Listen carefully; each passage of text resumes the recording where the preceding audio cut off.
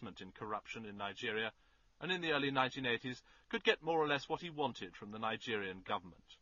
Crucial to his operation was Umaru Diko, the man who later featured so spectacularly in the London press when the Nigerians tried to kidnap him and fly him home in a crate to face corruption charges. As Transport Minister, he would have given out most of the licenses to JMB borrowers. Setia from his New Delhi jail told Channel 4 News this about Diko. "I never made any payments to him as such. However, I have contributed funds to the tune of $40 or $50 million for the election of 1983. It was that election which kept Diko's party in power." But a coup made Setia's investment useless and stopped the profits for Johnson Matthey. The Nigerian economy had been so badly damaged by corruption that the army took action.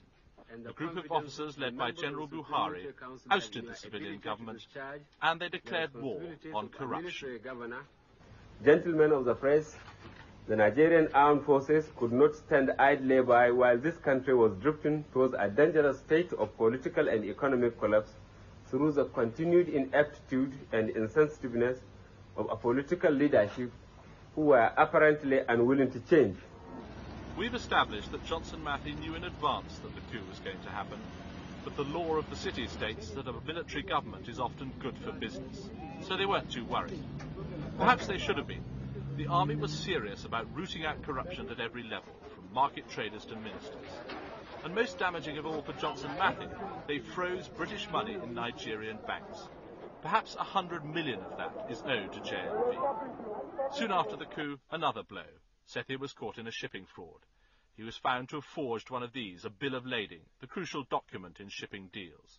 He was effectively claiming the same cargo was going to two different places. He left the country with the fraud squad on his heels. His £3 million house in Hampstead, the only one in London with a private lake, was abandoned and finally sold off. Setia fled to Spain. In the end, he was caught in India in possession of a false passport. He faces fraud charges there over his dealings with Indian banks. The headquarters of his ESAL group in London now stand